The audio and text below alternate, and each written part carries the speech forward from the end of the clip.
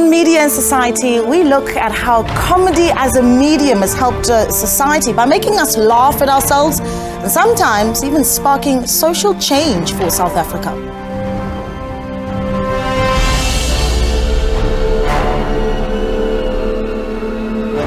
Well, hello and welcome to Media and Society. I am your host, Naledi Mulo. Of course, this is the show where we look at the intersection between the media and society. And as usual, the show is not complete without your input. So give us a call over the next hour on the number 011-714-0661 or 0662. Or you can tweet us using the hashtag SABC Media and Society.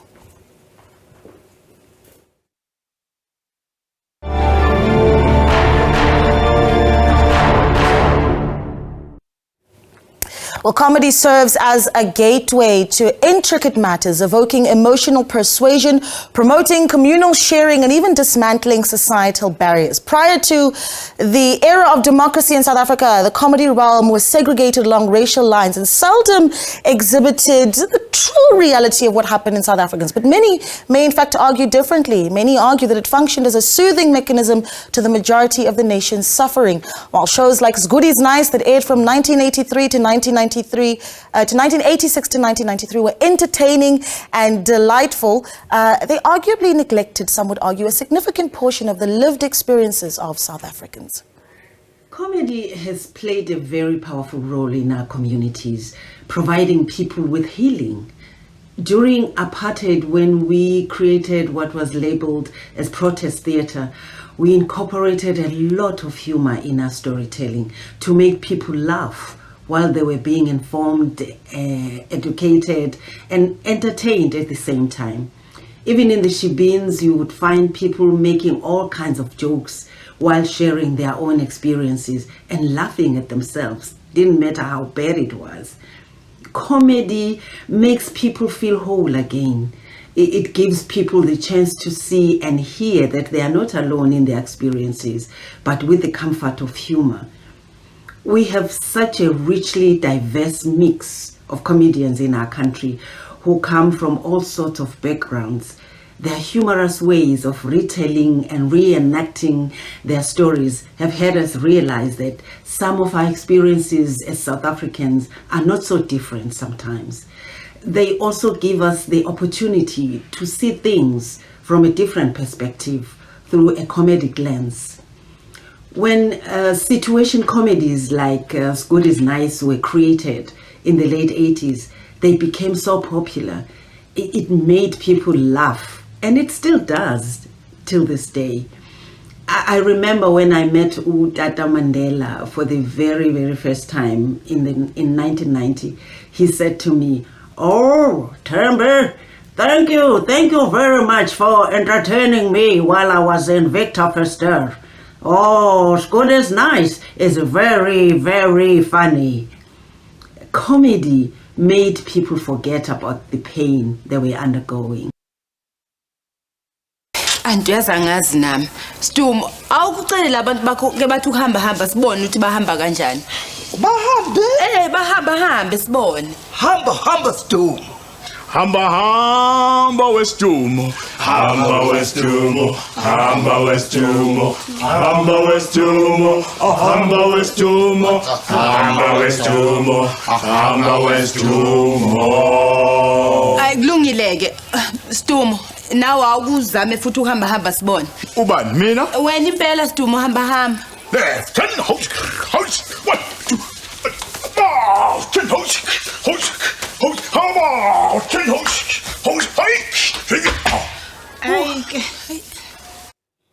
Yeah, some nostalgic moments there. Now, obviously, taking us all the way back to the early days of South African comedy. We're going to reflect a little bit on how comedy played a role in bringing us into democracy, and also creating that sense of unity that South Africa wanted to create for itself in 1994. We've got some guests, some that were around, perhaps at the early years of our democracy, and some that are really getting into their career now. now. Gentlemen, welcome to the show and thank you so much for joining us. Thanks for having us. Thank you for having I'm going to let you guys introduce yourselves and go down the line because the reality is some of the older guys may not know who you are. Nobody knows who we are. Go ahead. Yeah, I'm Eric Janssen. I don't know what else I'm supposed to say. Yeah. Comedian, actor, everything. Whatever you need me to be, I'm there. I'm Alfred Adrian, comedian, stand-up comedian. We Let's know. be specific. Yeah, stand-up. We know. Yeah. I feel like trouble's coming already over the next hour. The best one, yeah. There's a face we know very well. Thank you very much. And I'm Mark Banks. I'm still Mark Banks. After all I these was, and I still am. Yeah. I haven't gone through the comedy transition Thank yet. you so much for speaking to us. I really like the mix here that we've got generationally because I think that what you may not have is a good memory of what South African comedy looked like pre-1994. What do you have in your mind? Obviously not because I was born in 1995. Yeah. Well, I don't know. I feel like at the time it may have been a lot more tense, sort of like now. No, I'm joking. It must have been really cool. I mean, it's the startup, it's the beginning. Nobody knows what to do.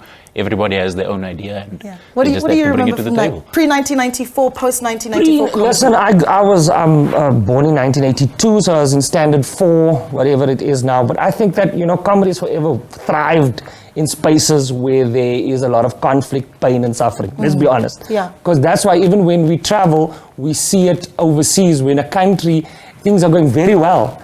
The comedy is very soft. Yeah. Now, South Africans, we have a very aggressive sense of humor, actually. Yeah. We laugh at things that other people find so shocking. Yeah. But so We laugh at our honesty. absolutely, Yeah. that's what it is about. I don't know what this whole idea is. I'm not sure where I sit when it comes to people saying comedy is now sort of, comedians have become these sort of people that are opinion leaders. I get nervous of that because once you start taking the comedian that seriously, I don't know. Yeah, I'm going to argue that a little bit though, but I want to just start off Go with for that it. context of 1994, right? Mark, let's bring you in. I mean, you go back to South Africa, let's say 1992 all the way up to 1996 and what comedy sounded and looked like. I go back to moments like Suburban Bliss that as we were creating or sowing this idea of, unity and diversity in South Africa, those are the sitcoms we were watching that were creating this idea that we are this unified nation. Were we honest? What do you think? What takes you back to, or what comedy do you go back to? It was very in that period? safe. The comedy was very safe then, especially on television. I wasn't a stand-up comedian when I started. I was in theatre. I was doing sketches. I was doing review. I was doing characters. I was doing mad issues that were obviously very political then. Comedy was a huge political weapon. People like Peter Dirk Ace, Yes. Robert Kirby were nasty and sent up government. It was a weapon of mass destruction in a way. And you could do it on stage. You couldn't in the written word. You'd get banned or you'd get unprinted, unpublished. But on stage, they left theatre alone for some unknown reason. I think they thought that we were preaching to the converted. So comedy then was very cutting edge. And it wasn't really stand-up comedy. Our stand-up comedy was from overseas. It came mostly from England, a lot from America, which didn't really translate very well here. We hadn't created our own comedy then as we have now. Yeah. This is the fastest growing industry that there is in the country, outside of razor wire, Rottweiler dogs, AK-47 bullets, and exports to Russia from Simonstown Harbour. Of items we don't quite know what was on the Lady R, but they found out today that it was Tastebedraif, Fit Cook, and Brygrids that they'd come to fetch. Oh, that's what they were fetching. It was from a key point naval It was snook. It was snook. Yes, they said snook. It was just after the season. It was snook on the Lady R. You see, what you're doing there is for me so important because that's almost something that only people in the space of comedy, whether it be print, sitcoms on stages, really are able to get away with. I'm not able to do that, not in the work I do. To make jokes about things that are so terrifying, and just sitting with the point about just how brazen some content creators of comedy in the early 90s really were, and some were quite soft. I think about even print, the likes of Madam and Eve. Yes. That for me was quite a moment, because it really nakedly told us about the disparity in our country. Yes. And it went from being a cartoon, it went to being a live television comedy. And it translated very, very well. And it was right across the board. It was all colours, all religions, all ages, all statuses, and it hit the nerve. It was one of those magic things that just, in the right time at the right place. Yeah. I always wonder also in the early 90s, if you had, and you mentioned Danny Avita, Peter Dirk Ace, and some of those legendary performers, I always wonder if around that time there were similar voices that represented people of color that had those platforms. And when we started seeing the rise of people of color also taking the stage and telling their stories. Well, listen, like I said earlier, it's a weird space for me to talk about, because I'm still sort of not sure what the right opinion is. My view on this whole thing is that, yes, comedy, just like what he just did, it brings things to light that you may not be able to say. Yeah. But I also get nervous that people take us so seriously that they don't understand that what we're saying is just a joke. So there's many times now with cancel culture where I sit in a theater and I go, I must navigate my way around this, because I know how many emails I'm going to get tomorrow, because these people are taking me way too seriously. Yeah. So there is that. So I don't know how to answer that question in short. Where have you seen the examples of that, of where people take comedians way too seriously and it becomes part of public narrative? I mean, I think about a comedian in the US who did a really big Netflix special about racism versus, the support for the LGBTIQ community. And, there was Dave Chappelle was almost cancelled, and he almost became uncancelable because it became a really bigger discussion. Yes, that was a big thing. And I think we all watched through that. And I go also, there's some things that sometimes when I watch the special, I'm a big Dave Chappelle fan, that I don't agree with. And that might even upset me. But I'm not going to cancel him for it, because, you can't throw the baby out with the bathwater. It's that sort of balance that people have to have when they watch satire, comedy, that you go, listen, man, this guy is pushing the envelope, because often comedy is at its best when it's right at that crossroads of cancellation. Yeah. And then, that's when it's right at the edge. That's when it's fun. Right, it's the best. Yeah. And the other thing is cancel culture real? Because you go, Louis C.K. was cancelled, and he also won a Grammy last year. How is it real, or is just certain pockets in the media pushing the cancel culture narrative, but in fact, these people's support base are not going, no, we don't allow that cancellation. You're still going to these shows. I mean, do you find that you're a born free comedian, right? Yeah. Look at this, confidently so. As a born free comedian, do you find that there is, I suppose, the balancing act of, being politically correct, but also just pushing the envelope a little bit? How do you maneuver around it? Well, times are ever changing, so you have to be able to navigate that, firstly. Secondly, if you're funny, you can get away with pretty much anything. Yeah. Because like you said, Dave Chappelle is on the line. You have to be on that line to hit the mark. And obviously knowing how to say it, because there's a difference between saying something and knowing how to say it. Yeah. Because people have been sharing this thing recently where they're like, if you go to a show, you pay to see a comedian tell you harsh truths and then you laugh. But if I do it, then I'm a expletive. Yeah. Yeah, it's because you don't know how to say it. I've been working on it. I've been writing it. I've been making sure that the way I say it is appropriate. The way I say it is funny. The way I say it lands in a context that makes sense to the people in front of me. Whereas you just spreading hate speech. Yeah. It's very interesting. It's very, very fascinating. And who were some of the, when you were really coming up, and you look at some of the comedians that you think really influenced you, who would those be? These guys. Yeah. No, I'm joking. No, but they were part and parcel. I mean, you watch comedy growing up, especially like for myself. Growing up, I was watching the likes of Russell Peters, I was watching Chris Rock, I was watching Loyiso Gola on Late Night News, I was watching Shaqs, almost everybody, whoever I could get my hands on. And then I think that's going to be the environment I'm going into as a young comic. And then I don't think that I'm going to bump into the big names in the country. Because then we bring it down to South Africa and you switch on the TV and you see the likes of Alfred on TV, you see Mark Banks on TV, you see Jason Goliath on TV, you see Kagiso Lediga. Yeah. You're like, there's no chance. Unless I'm doing a big show like Blacks Only or something, I'm not going to bump into these guys. And then you go and do an open night, mic night, and then boom, these guys are here. Yeah. And then it's like, what? How are we at the same place? Yeah. So to set yourself aside from them and also be in the moment, do your thing.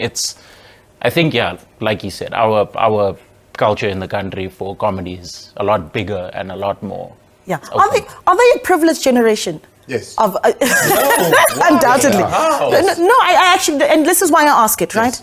You've got platforms like Goliath and Goliath, or the Goliath Club, I think it is at Melrose Arc, right? Where there was a platform for you to start up. Parker's Comedy Club was, yes, but it was a platform for you to start up. Were those opportunities available? No. We didn't have comedy clubs. The only way you could perform comedy was by creating your own venue, which invariably would be in a theatre or in a disused shop in a shopping centre that you could get for a few months and see how it went. There was no stand-up comedy clubs. There was no stand-up comedians, really. Joke telling. Well, joke telling is it's a bit of a bygone era. Comedy's become more lateral now. It's more people get up and just wada and go on about what's happened or what happened to them the night before. And it's getting much, much younger. There are comedians now who are like entering the business who are like 17, 18. 12? Yeah, well, some are doing it on social, but whoa, easy. No, but I mean, it's got much, much younger than what it used to be. And some of the kids coming into the business now, there's no stacking order. You don't sort of come into the business and then after 10 years you'll get to that level. Yeah. And then after another 10 years, then you get that level. Yeah. No, there's some people who've been at that level for 25, 30 years, have stayed at that level. There's some new kids have come into the business. For shoot up. 6 months, they just pop Within out six of nowhere. within 6 months, he's just packed out Brisbane. He just packed out Brisbane. I don't know where Brisbane is on the map. He packs out Brisbane, I pack warehouses. He was doing so well, I thought he was going to stay there. Every time I saw how well he was doing, I thought, yes. He's gone. Yeah, so there's a market for us internationally. Oh, absolutely. We are probably, like, the Springboks are internationally. Yeah. I put us up there as the best comedians in the world. We just don't have the platforms and the media machines pushing us like European and American markets. If you want, the question was about, were we privileged? Yes, we are. We don't go to jail for saying things. These guys went to jail if they said the wrong thing. Of course we were more privileged. At the same time, I've got to say, we used to have comedy clubs. Yeah. It all went under in COVID. Yeah. Comedy is suffering. Yeah. To the audiences out there, I'm very fortunate. I've got a very supportive audience that comes out and watches my shows, and they keep the lights on. Yeah. But after COVID, all the comedy clubs in Africa is gone. We need to go back out and build it from scratch, and we need people to come out and see these shows. Yeah. Around the corner, more especially. You know what I mean? The pubs and the things. I've always found that the trick is that people should be excited to go to the comedy clubs, and I wonder if that still exists. But Mark, I want to come back to you. Comedy clubs have gone, and bank managers, they've gone as well. Yeah. They've just disappeared, and they've discovered them recently. 2,380 bank managers, they've found where they are. Okay. Antarctica. Yeah, that's where they are. 90%. 90% of Mark Banks' facts are made up on the spot. No, let me ask you this, because there's something about the way that you tell jokes, and I wonder if when you look at the younger generation, you feel, and let's be brutally honest here, you feel that the quality of comedy is where it should be. Because you talk about how these young stars are able to, have a TikTok page, and then within 6 months, this person is performing all over the place and is a household name. But when you look at the quality of it, and I'm talking about like even just the level of the content that we're talking about, the political, socio-economic standard and intellectual standard, is it where it used to be? Because you certainly are going to have Peter Dirk Ace speaking about the economy and how it's looking. Yes. Yeah. And the state of the nation and the state of the state of things as they are, as seen through his eyes, as seen through. But the audience have become empowered now. Audiences never used to scream and shout and as Alfred was saying earlier about woke society and cancel culture. They now have the audience now has tremendous power. If the audience don't like you, if the audience don't like what you're talking about, you're off. That's it. They'll scream you down, or they'll leap up onto the stage and smack you through the face. That's, Which apparently happened in America recently. That's dramatic. Very dramatic. This is why I don't go on stage without full security backup, razor wire, and these two dogs. I will say And that trapdoor. on the point of is the quality of the comedy. There's some nuance to it, right? Yeah. There are guys that get. I've been doing comedy for 12 years. I've been on and off of stages, in dark rooms, in great rooms, in pubs, bars. I've seen every combination of the thing, right? And there are guys that come up through social media. But the beauty of comedy is, especially stand-up comedy, that audience tells you real quick. Comedy will sort itself Yeah. out. Those guys come through social media often. They don't build a skill set. Yeah. So then when they have these big audiences, they have one shot. Yeah. They come out there and they realize, Oh, this is a they're different not ball laughing game. at the... Make or break. Yeah, There's because no- the camera isn't... Yeah, there's you can't no- edit things yet. Yeah. There's no Yes. stopping and re-recording and going back and it's live. Yeah. It's there. If your And punchline the flops, audience it will flops. start walking out like the Springboks lost the game already. They Yeah, start- yeah, You they see them just- exit the back and you see how hot they get in the Yeah, face. they're not like Kaiser Chiefs fans that stick around. So yeah. long story short, it's not something to be taken lightly. You need to work at your craft. Yeah. And you see the guys that have worked at their craft. Okay, I want to know this, right? Because I've seen people think, oh, I want to be a stand-up comedian, and then you get to open mic and they get on stage and it's Rough out there. It's rough. And they thought just because they're the funny guys with the boys that on stages, and then they bomb. Please, can I have some bomb memories? Oh, sure. You go first. I want a bomb Why memory. me first? Come on. This Give feels us a bomb personal. This memory. feels terrible. Okay, firstly, I didn't know what this gig was. I'll start there. I was phoned, I was said, yo, are you available? We need you to do about 20 minutes of comedy. It's at one of the universities, and we are gonna just use you as the filler between the last musical act and the announcement of the awards. So I was like, okay, cool. What is the audience demographic? Because this is stuff you need to know. Especially not especially in South Africa, but for South African audience, you can get a mixed audience, you can get a straight audience, you can Yes. get a all male, all female, a young audience, an old audience. So just to know so that I have something that I can, lie back on. So they're like, no, don't worry, it's a mixed audience, you'll be fine. Cool. I get to the, I'm like, okay, cool, is there a dress code? They're like, no, just, dress like you normally dress for comedy. Cool. I rock up there in a button-up shirt, short sleeve, jeans, tackies. I get there, it's a classical music event. Oh. Cool. Right. Go in, find the coordinator. Coordinator's like, are you the guy? And I'm like, yeah. Immediately I can see on his face, he's like, this is not gonna go well. Yeah. Anyway, long story short, I did about 7 minutes. Okay, to me it felt like 4 hours, but I did 7 minutes of comedy. My mouth was so dry, I couldn't speak. I performed in the dark. The mic didn't Tell work. me they were just staring at you. You Oh were no, the for stage. sure. Yeah, for blank sure. stares. And when the lights came on, it was only 50-year-olds in the room. Ouch. Yeah, and Ouch. Mbeki was there too. Ouch. Yeah. Oh. Cabo remembers. Yes. Yes. I have a shirt that says Ooh, the Cabo's former favorite president remembers. There you go. That's character building. We're not done with this conversation, guys. We're going to take a short break. You're still watching Media and Society. We're back in a moment.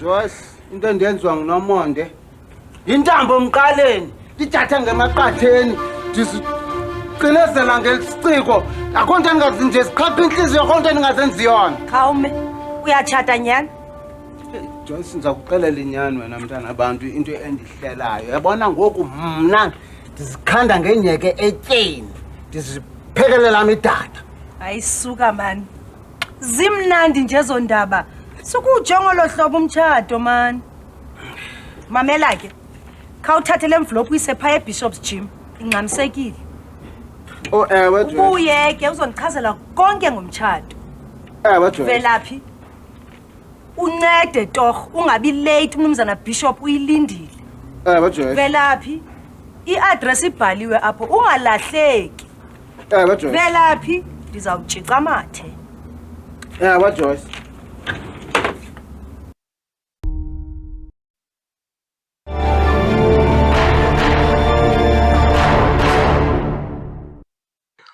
I just received a message that my father died.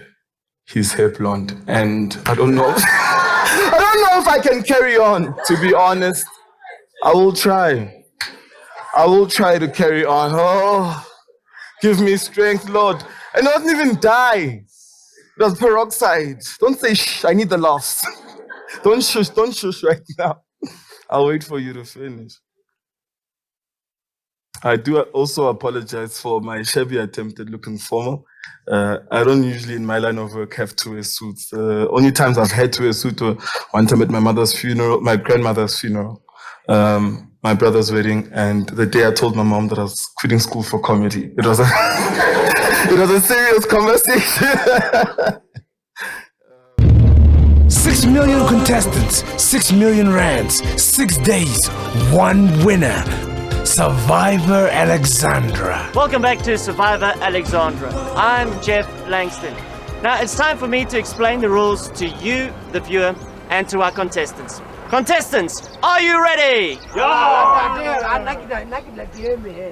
Right, the rules for Survivor Alexandra are quite simple. It's as simple as getting from A to B, Alexandra and back.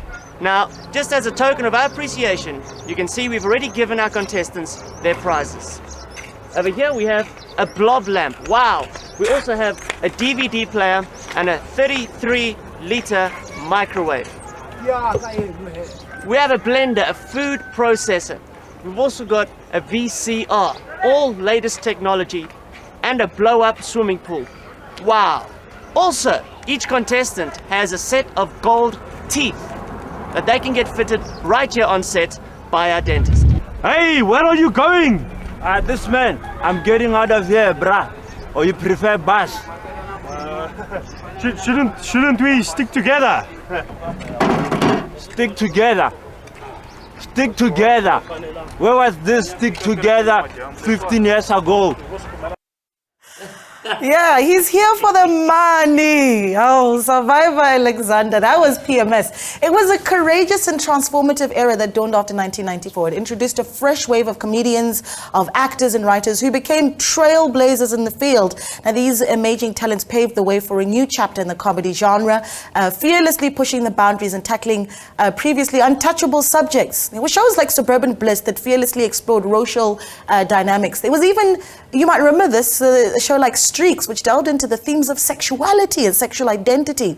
The advent of experimental skit shows like what you saw now in PMS or Pure Manate Show added an extra layer of, brave or boldness. During this time, no topics were considered off limits, and it's widely believed that this comedic era played a vital role in helping South Africans digest really and adapt to the changes in the new South Africa. We continue the conversation. We're going to be joined by Mr. Mark Banks once again on stage, on set, I think I'm on stage now. It's the curtains. On set a little bit later on, but we continue with our guests. We're also joined now by Ebenezer Dibakwane. How are you doing? I am well, Nalidi. How are you doing? Yeah, loving the hair. Oh, man. Yeah. I'm crazy. I'm wild. Good to have you with us. We continue with Eric Jansen and Alfred Adrian. Let me bring you in, right? You look at some of those clips. What was the stuff that really stands out for you about that era? Like I said, I think all of us, so many South Africans know, I'm here for the money. It's just the money that I want. You won't give me. Yeah. If you don't give me.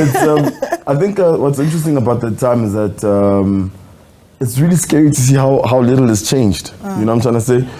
In terms of the racial lines, in terms of the hatred that they've fostered. You know what I'm trying to say, that the previous regime has fostered.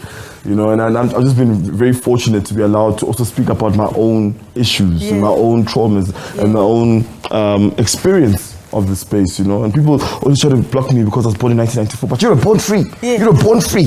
What do you know? I'm like, hey. I was born in January 1994. Okay. I saw 3 months of apartheid. You saw 3 months of apartheid. Those were hard months from the perspective of a baby. Yeah. But is that ever pressure for you? Because the reality is that if you are a born free, there is that sense that you don't really, you've got a very, I suppose, a flowery idea of what South Africa is. Yeah, no, for sure. There's that idea, but we've inherited the legacy. You know what I'm trying to say? So there's things that we've inherited during that time. And even now, people talk about trigger words, you can't even say certain things, even in the space of a metaphor. When in film, Quentin Tarantino can say all sorts of N-words, but like, it's a film. I'm not saying that. When I try and portray something in the form of a metaphor, people say it was like, oh, that triggered me. Not even thinking about people in America who are actually triggered by the word trigger. Like, no one is thinking. You know what I'm trying to say? So yeah, man, it's very beautiful to see our homie Alfred also doing it in Afrikaans. So we're also starting to do it in our home languages and expressing ourselves in ways that are closer to home. And hopefully people start to listen to us Listen, more. we tried to get Salesman up in here this morning, and he was unable to make it. And that guy is, and there's something about that, right? About this era of comedians as well that is said. What they're going to do is speak directly to a particular community in some cases, right? Salesman speaks wonderfully to a community in Pretoria. May not be so relevant, say, in Cape Town, but certainly he speaks for that market. I mean, where are you seeing, some of those pockets of people going, no, we know who our people are. We know. Shucks.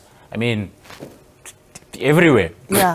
I don't know how to answer this. Yeah. I feel like everybody has their people that they appeal to. They have the people that start liking what they sound like, who they sound like, because in their voice they can feel themselves. They can feel the stories that they heard from the funny guy around the braai in their area. Yeah. So like Alfred appealing to the colored aunties and understanding that there's a certain dish you don't use in the house because that dish is reserved for when the pastor comes, or that the container is reserved for when this person comes. When the visitors it's something, come. that is something specific. You can't just like get that out of nowhere. Yeah. Is there a disparity though? And I mean in terms of, I mentioned the likes of, say, a salesman, and I want to make a comparison between some of the more populist sort of comedians, right? A David Gow, for instance, who I think appeals to a wider market than, say, a salesman would in terms of the opportunities they're able to access. Oh, absolutely. But I don't think it's a disparity in terms of, I don't think it's because of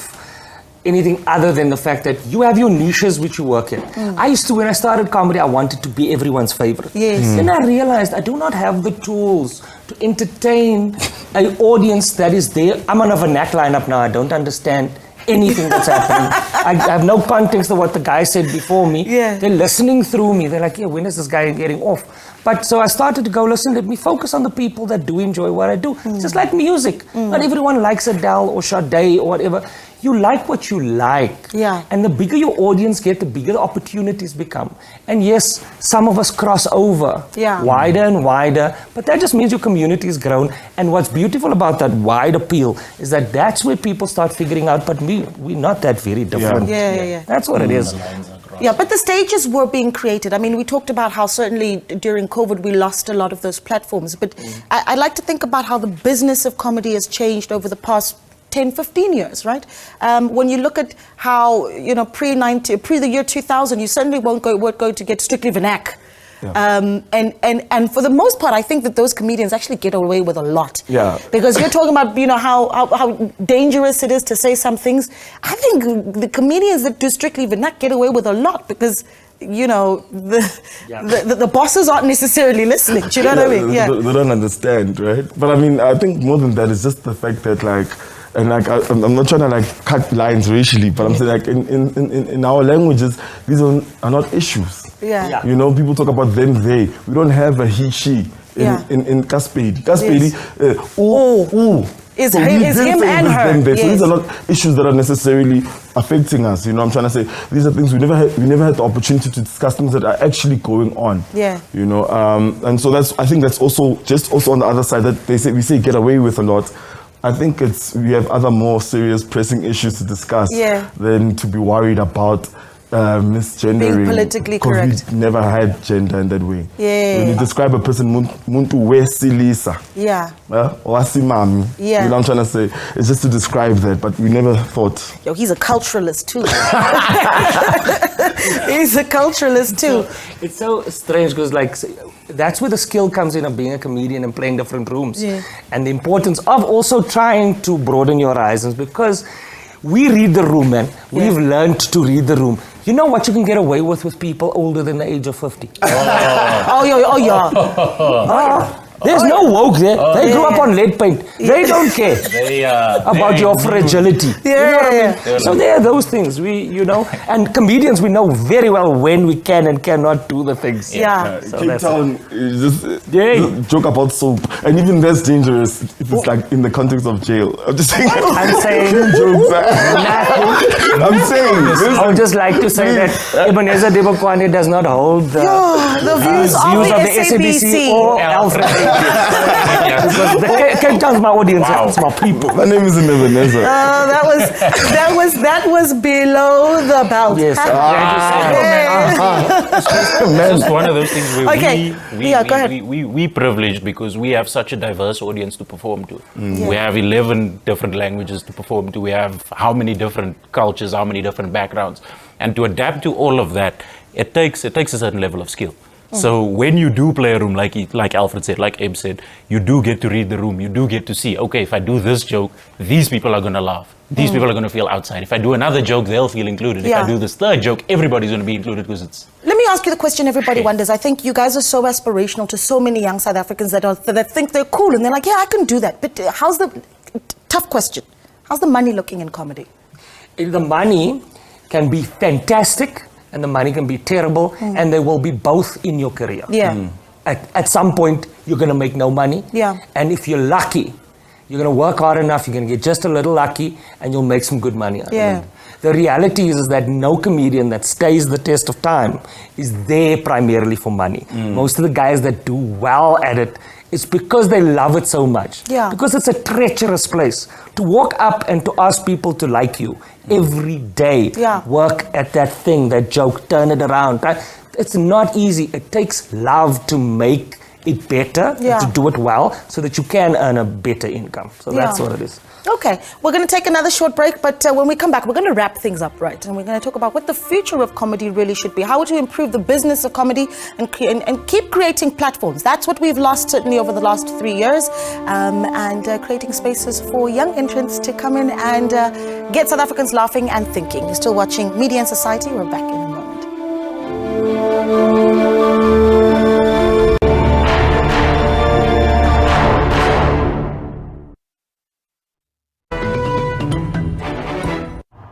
Listen quickly, listen carefully, open that ears.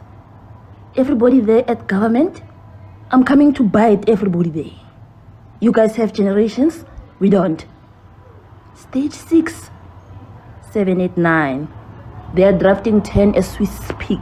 I've had 3 hours of electricity in the whole bloody day. Watch out, I'm gonna come bite all of your ears. Because you guys don't listen. I'm gonna put my teeth in your ears, then put them on your cheeks, then put them on your forehead, because you guys are really making this like a washing. Eta zonke imali nalabo Benton bakhe ngicela uhoxise kuloko mama ngicela uhoxise kuqala mama angani ngiyaqala ukukhuluma mase ungena emlonyeni ikuphi enzohoxisa kuqala ukuthi uyiqede imali hayi angeke mfethu angithi niyazi lapha uagrees kanti uthi ayikho la ehousing yaka agrees ngiyaxolisa siyabonga machubeka ngespeech sakho tabe sowuthatha ngenkani bathi baphuca omkhulu bethu kabuhlungu bayofaka ematsheni. Honorable Kaula Kauthule uvala umlomo. Thank you very much, Chairperson. You see, some of us don't know English properly. And then Honorable we Madisa, can only come and say Honorable hong, Madisa, hong, hong, hong, like that. Honorable member. Madisa. Yes. Hong, hong, hong. Honorable Madisa. Esther, good morning and great to see you. Talk to us about the snippets that we see on your TikTok account. Just share your story of how you came up with the concept. Hi, Zama, and thank you so much for having me. So this started, let me say, the seed was planted way back in 2015 when I was watching Trevor Noah. And Trevor Noah used to talk about Zuma and Malema. And I was interested, like, are these really people who exist? And do they talk like this? Because Trevor does really amazing impersonations. So I used to watch his stand-up comedy shows. That's when I started now watching the Parliament videos. I'm worried that this minister that we pay so much, Minister Maite, she's sleeping in Parliament. And with that position, she's going to fall. Honorable. And the minister would have fallen. She's still sleeping. Honorable member. She's still, I don't know what's happening. That's not a point of order. Take your It's seat. no. The minister is sleeping. You can't say that's not a point of order. No, Josie, are you condoning people sleeping now? Josie, here's we the must time come for to you. sleep here in Parliament. Honorable Self, proceed. We pay you. Don't sleep here. Hey, man. We're busy debating. You are sleeping. So tell me, how have they been received in Kenya, in South Africa, as well as the continent?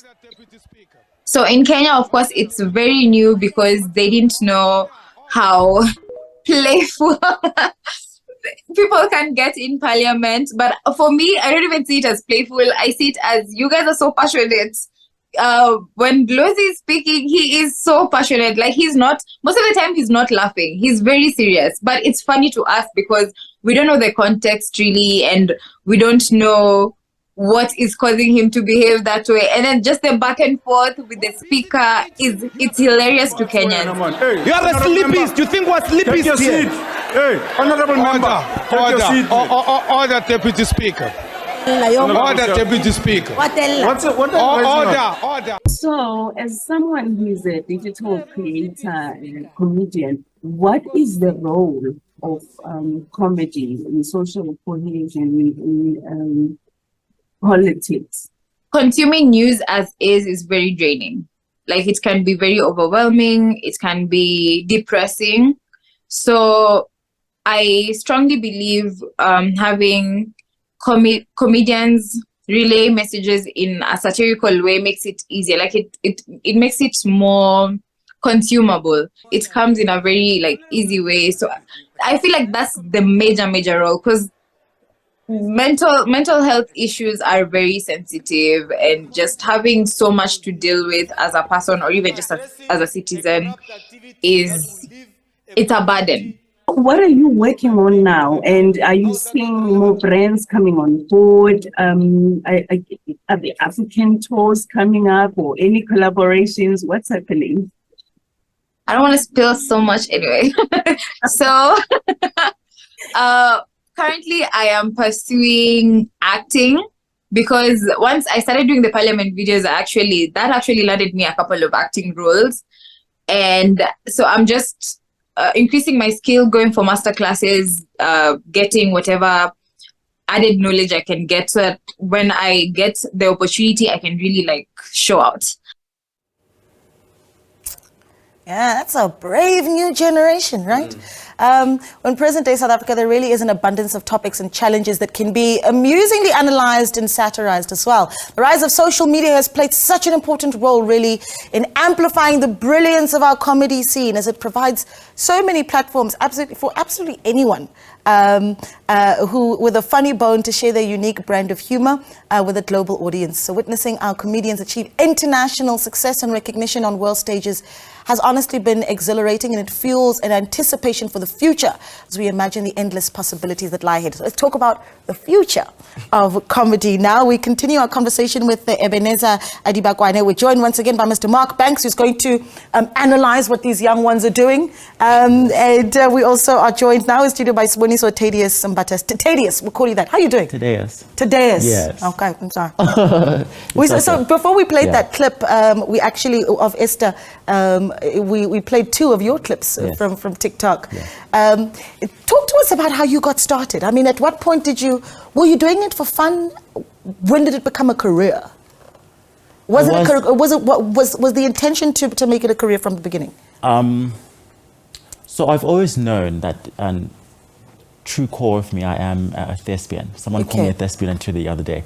So I'm never letting that term go. Yeah. So, and I realized that, okay, I love to act, and I also love to laugh, and I love to entertain.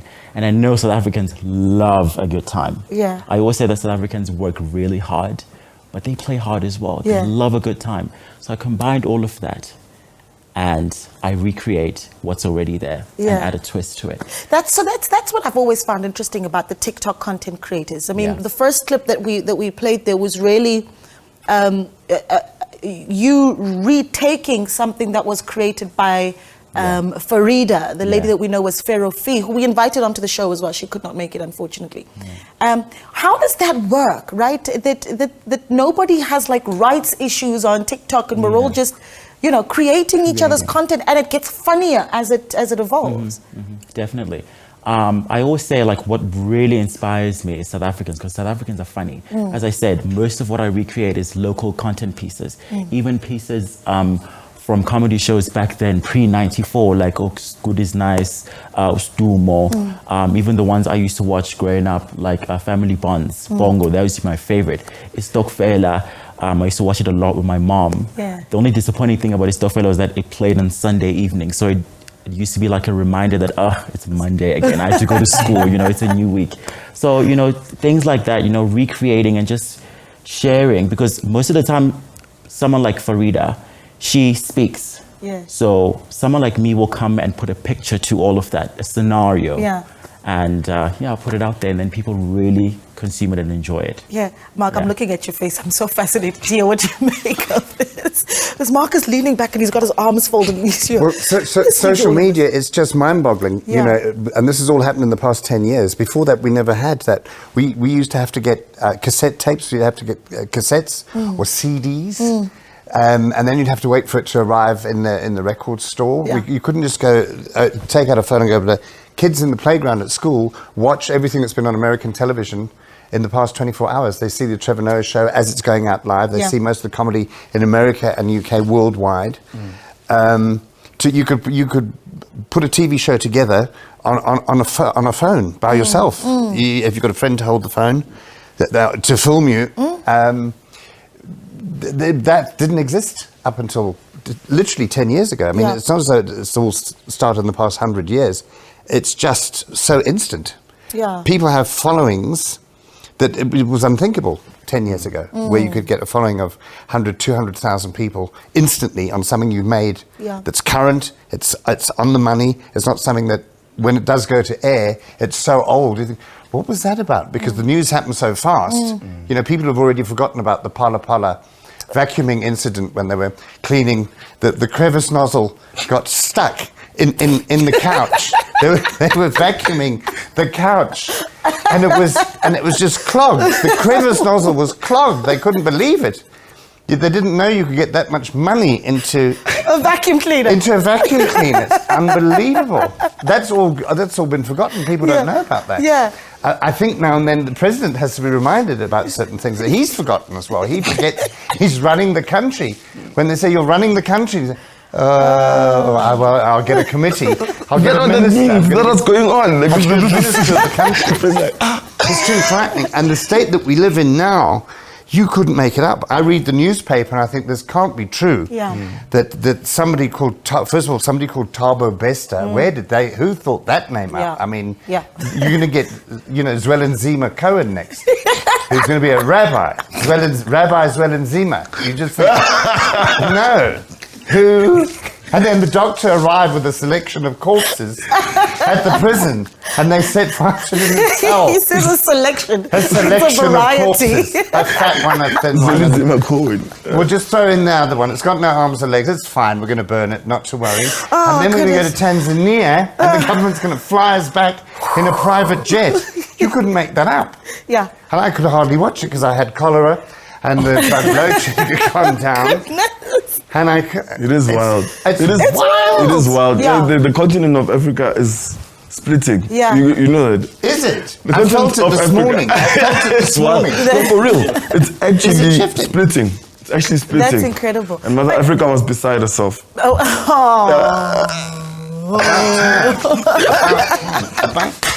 Come on, guys. You guys are funny, but no, this is the thing though, is that like, you look at, and you're essentially talking about just how much content these young guys have to work with. I mean, they're never really running out. I wonder though, and this is my concern, is do you think that ultimately, if I can go home now and I scroll on TikTok, I'm going to spend the next 3 hours of my life, consumed in the content that's being created by people like Sboniso. But the issue is, am I ever then going to buy a ticket to go watch him on stage if I have access to him on my phone? For free. For free. Are you going to go out and spend 150, 200 rand to watch for just an hour and 20 minutes? That's up to Sboniso. Donald Glover, one of my favorite comedians, writers, actors, musicians. artist. He says this thing was like, all of these things that we do, comedy, writing, acting, all of these things, even over here, it's about the brand Ebenezer Dibakwane. Yeah. You understand? Yeah, yeah. So then now, as part of that brand, I also have live shows. You want to experience Ebenezer. So it's up to Sponiso to convert people and become interesting enough for them to see the man, the human being. Yeah. and not Okay, just the I god. need to wrap things up. What are you doing next? Yeah. I've got things coming up in July. I've also got a special project in September. So Okay, yeah. handle, because we know what the handle is important. All right, at today's official. Okay, at But look Today's out for Official. 7th of July. Perfect. What's coming up? I'm doing a world tour of South Africa. I'm going to places. A world tour. A world tour of South Africa, and you'll be able to. When is this program going out? We're live. Is this going out now? Yeah, yeah. Oh, well, I'm live now. We're going out now. Sorry. You didn't tell me. I thought we were rehearsing on Sunday. I thought that's why we're doing it on Sunday morning so early. I had to run out the church. I thought I'd stop believing. I said, is it going out now? Well, they're watching us right now. Oh my goodness, where's the viewer? Where is he? They're all over the world in South Africa. Oh my goodness. Sorry. I'm doing a world tour of South Africa. Starting at the end of August. Yeah. I'm going to places where people have never gone ever before. It's a thing called We Know Where You Live. Okay. There's a big game show. There's a big prize element to it. Yeah. And we go to places and meet people and hear their funny stories. Yeah, I'll be great taking the funny stories and suddenly merchandising as well. Okay. And then I'm going with him onto TikTok. How many followers do you have? 450,000. Sheesh. 450,000. That's insane. What's coming up for you? We're in the comedy clubs. On Sundays, we're at the Bioscope at 44 Stanley. Nice. There's comedy at Kitcheners on Tuesdays and at Jolly Cool. Come and watch us create these jokes. Come and watch us actually wrestle with our ideas. Personally, I'm going to be on your television screens or if you've got the internet. Yeah, guys, thank you so much for coming on. It's been so much fun. Continue getting South Africans to laugh at themselves because everything else is just stressing us out. Mark, Smoniso, and Ebenezer, thank you so much to all our guests as well that joined us. We're back again with you next week, Sunday, between 9 and 10 Central African time. Have yourselves a great Sunday.